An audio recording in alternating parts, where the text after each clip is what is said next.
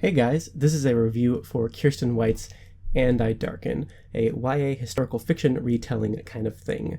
This is not something that I'd typically read, generally speaking, but from the synopsis it sounded interesting.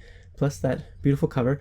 I had heard it described as something like a retelling of Vlad the Impaler, but with a woman as Vlad instead of a man. Then Steve had this sitting on his shelf and he wasn't all that interested in it, so he gave it to me and I read it finally. This just came out at the end of June. So this story follows a sister and brother, Leda and Radu, children of Vlad Dracul, the Prince of Wallachia in Romania, and their growth from childhood to young adulthood, and their displacement from their home of Wallachia into the clutches of the Ottoman Empire, of which Leda hates with all her heart and soul, for the benefit of their father, who's using them as a collateral for his own political needs. Heavily featured is a romance, a love triangle, between Leda and Radu and Mehmed, the third and least liked son of the Ottoman Empire's Sultan. Mehmed can do whatever and go wherever he feels for the most part. As he's largely ignored by his father, he's not seen as a feasible heir to the throne, being the third son, and when he meets Leda and Radu, they kind of go off and learn together in different cities of the empire. Leda, like I said, hates this place though. She wants nothing more than to return home, though her father, whom she's always looked up to and wanting to be noticed by, but never has been because she's a girl, he's the one that's left them there in the first place. She really has no choice but to stay, and her brother is coming to accept this place and accept Islam into his life, much to her anger and resentment. Both Leda and Radu befriend various people along their way. Leda especially connects well with the Janissaries, a group of soldiers that were originally taken from their home countries, raised on Islam, and are loyal to the Sultan of the Ottoman Empire, specifically Janissaries that identify as Wallachians like she does. I think that's where I'll stop story-wise. I'm not sure what constitutes as a spoiler with this book, because in all honesty, there isn't much of a plot. It's a series of events that kind of step over one another a bit clumsily, and any one of those events could possibly be seen as spoiling something, however small. So, and expanding on that a little bit, this book seems to be comprised of a bunch of tiny little plots that have their own little rises and falls, and then we skip a bit of time, or sometimes not, and go into another little subplot like this. There's this one thing that kind of lasts over the whole story, and that we kind of keep coming back into it, in and out of it, that you might consider the main plot, but what little main plot it has, the climax and resolution seem to happen 100 pages before the book actually ends. After that, it's kind of like, are we really still going? I understand why the bits after that main resolution were included, but it's a bit conflicting. Most of the book drags quite a bit, then the biggest rise in the whole book happens, which was overall a bit anticlimactic and rushed.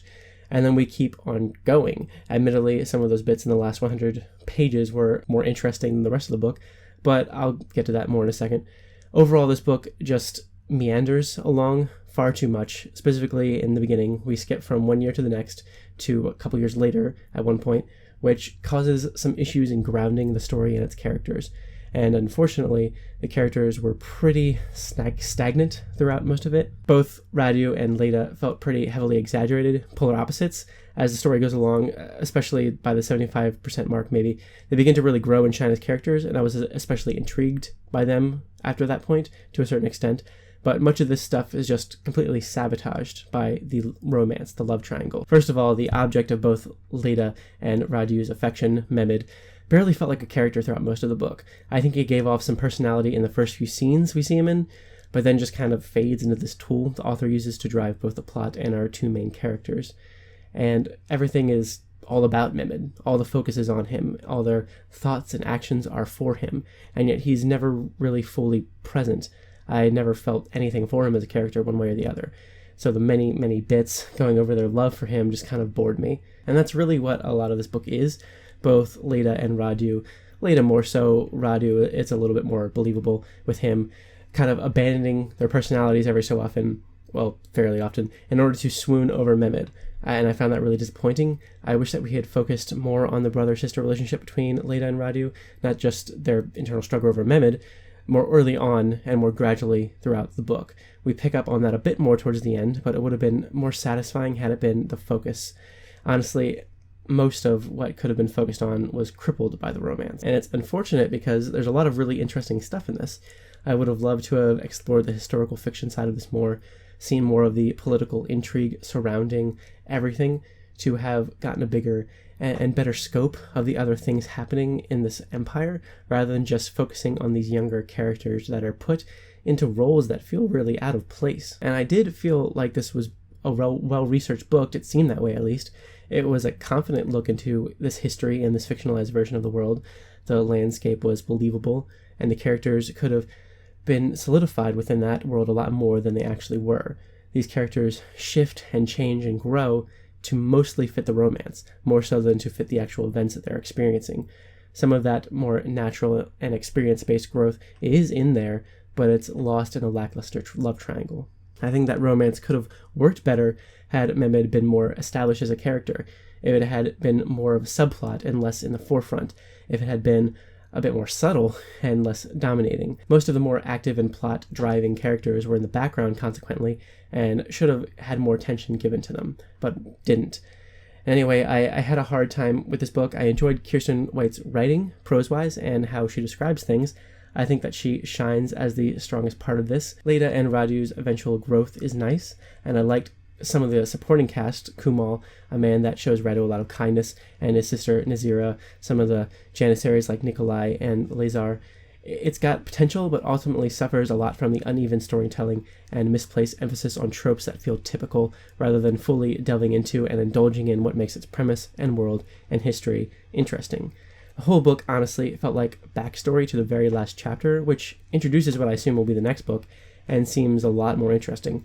Kind of wish it had started there.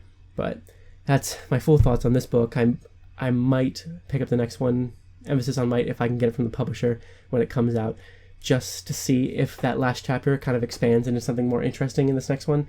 I think that would be kind of the make or break for me. Like, if the next one wasn't more interesting within the first little bit and hadn't established more of a plot in the first little bit, I probably wouldn't continue. But I do think that if any of that sounds interesting to you, if you do enjoy more of that romantic kind of thing, and don't get me wrong, I don't dislike romance in books, this just wasn't done very well in my opinion, and there's a lot more interesting things it could have focused on. So anyway, that's it. I think that's everything I have to say. If you've read this and have any feelings towards it, if you agree or disagree, feel free to let me know. I'd love to hear it.